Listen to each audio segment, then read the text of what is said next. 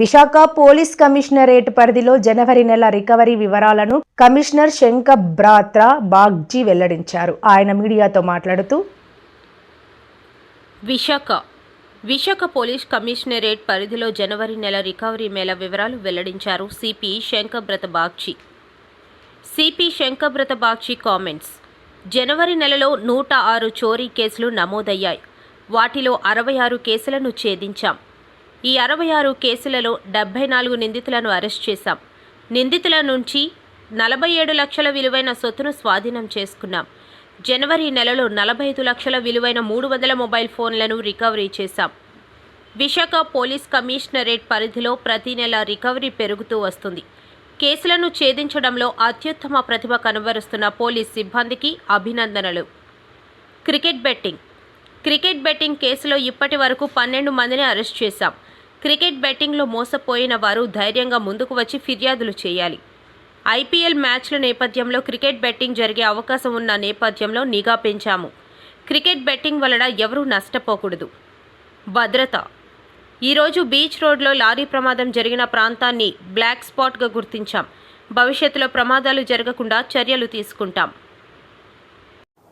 మీ ద్వారా అందరికీ తెలియజేస్తున్నాం, క్రికెట్ బెట్టింగ్ వల్ల ఎవరైనా మోసపోతే ముందుకు వచ్చి కంప్లైంట్ ఇవ్వండి.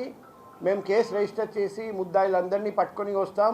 ఆ ముద్దాయిలు మన జిల్లాలో ఉండొచ్చు, వేరే జిల్లాలో ఉండొచ్చు, వేరే రాష్ట్రంలో ఉండొచ్చు. చాలామంది మోసపోతున్నారు. అదే ఒకవేళ మోసపోయిన వ్యక్తి ముందుకు రాకపోయినా, మోసపోయిన వ్యక్తి కుటుంబ సభ్యులు కూడా ముందుకు వచ్చి మాకు తెలియజేస్తే, ఇన్ఫర్మేషన్ ఇస్తే పోలీస్ స్టేషన్ రావచ్చు, లేకపోతే నేరుగా నాకు కాల్ చేసి తెలియజేసుకోవచ్చు, వాట్సాప్ పెట్టవచ్చు 7995095799. మేము వెంటనే చర్య తీసుకుంటాం. మన వైజాగ్ నగరంలో క్రికెట్ బెట్టింగ్ ఆన్లైన్ కానీ ఆఫ్లైన్ కానీ బెట్టింగ్ వల్ల ఎవరు మోసపోకూడదు, ఎవరు నష్టపోకూడదు. ఆ లక్ష్యం సాధించడానికి మేము ప్రయత్నం చేస్తున్నాం. పబ్లిక్కి కూడా కోఆపరేట్ చేయమని రిక్వెస్ట్ చేస్తున్నాం.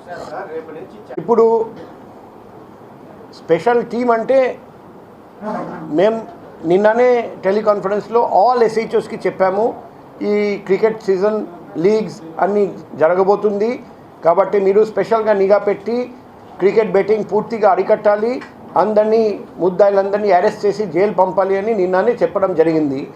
కానీ స్పెషల్ టీం అంటే మీకు తెలుసు, సిటీ టాస్క్ ఫోర్స్ అని ఉంది.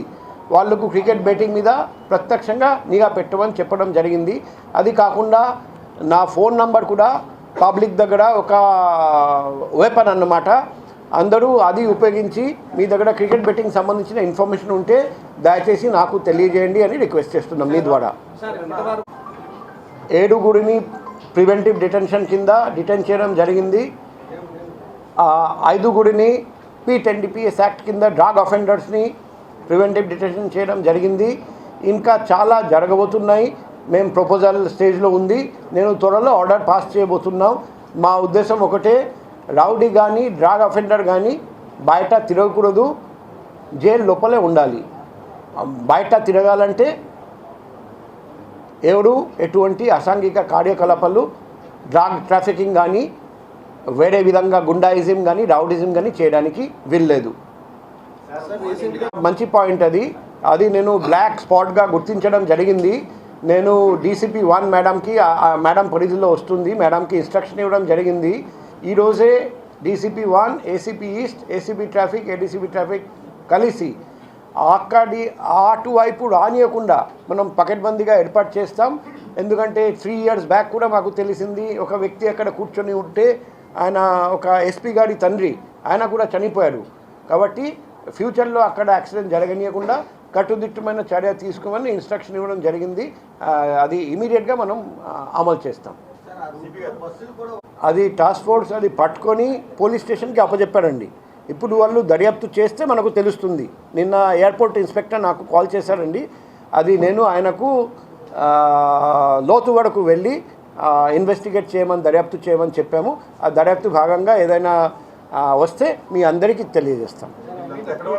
త్రాగి రెగ్యులర్గా రూమ్కి వస్తున్నారని ఆ బాధితుడు ఇలా త్రాగి నా రూమ్కి రాకూడదని చెప్తే అది నిజంగా అది పొడిశారు. అది అక్కడ ఉన్న చిన్న కత్తితో ముద్దాయిని అరెస్ట్ చేయడం జరిగింది.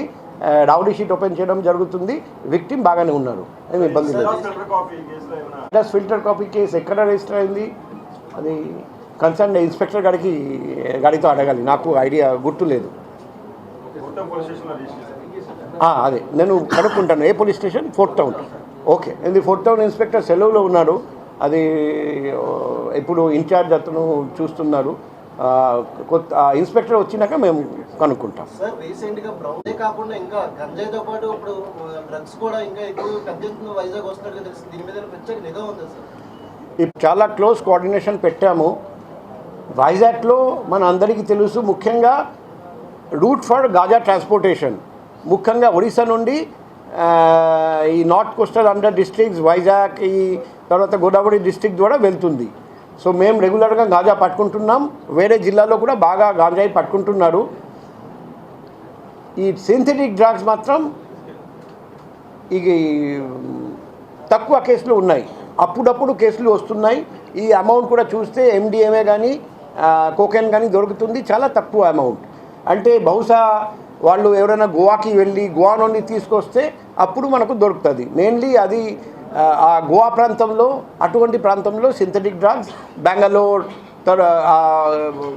వెస్టర్న్ స్టేట్స్లో ఎక్కువ మనకు సింథటిక్ డ్రగ్స్ దొరుకుతున్నాయి. పట్టుకున్న 2 గ్రామ్స్ కూడా ఎక్కడి నుంచి వచ్చింది సార్?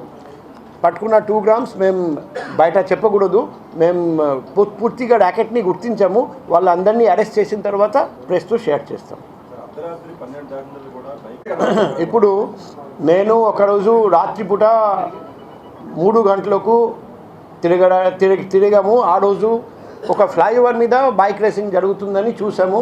ఇమీడియట్గా పోలీస్కి ఇన్ఫామ్ చేస్తే వాళ్ళు పట్టుకున్నారు. సో బైక్ రేసింగ్ జరుగుతుంది అప్పుడప్పుడు అని నాకు ఇన్ఫర్మేషన్ వస్తుంది. వచ్చిన వెంటనే నేను పోలీస్కి తెలియజేస్తున్నా, పోలీస్ కూడా చేస్తున్నారు. కానీ అప్పుడప్పుడు ఏమవుతుందంటే 2-3 పనుల వల్ల ఒక పని మీద ఫోకస్ తగ్గిపోతుంది. సో ఇమీడియట్గా మేము ముఖ్యంగా సాటర్డే సండే చాలా ఫోకస్ చేయమని చెప్పాను. బీచ్ రోడ్ మీద కూడా ఫోకస్ చేయమని చెప్పాము. మీకు కూడా రిక్వెస్ట్, నిన్న కూడా బైక్ రేసింగ్ ఒకడు చేస్తూ ఉంటే మేమే పట్టుకొని పోలీసు వాళ్ళకు అప్పచెప్పాము. సో మీ దృష్టిలో కూడా ఎక్కడైనా కనిపిస్తే దయచేసి మాకు తెలియజేయండి. ఇప్పుడు ఇంకొకటి చూసాము, ఇటువంటి తప్పులు, ఇటువంటి బైక్ రేసింగ్ కానీ తప్పుడు పనులు చేస్తున్నారు. చాలామంది నంబర్ లేని బైక్స్ తీసుకొని తిరుగుతున్నారు. సో అది కూడా నేరం అన్నమాట. సో మేము రెగ్యులర్గా కార్డన్ అండ్ సర్చ్ ఆపరేషన్ చేస్తున్నాం మన జిల్లాలో, మీరు చూసి ఉండొచ్చు. సో ఎక్కడెక్కడ ట్రబుల్సమ్ స్పాట్స్, ఎక్కడెక్కడ అఫెండర్స్ ఉండొచ్చు, అది కార్డన్ చేసి సర్చ్ చేసి చాలా వెహికల్స్ కూడా పట్టుకుంటున్నాం. సో రెగ్యులర్గా మా ప్రయత్నం జరుగుతుంది. పబ్లిక్, మీడియా, పాత్రికేయులు, మిత్రులు మాకు ఇన్ఫర్మేషన్ షేర్ చేస్తే మేము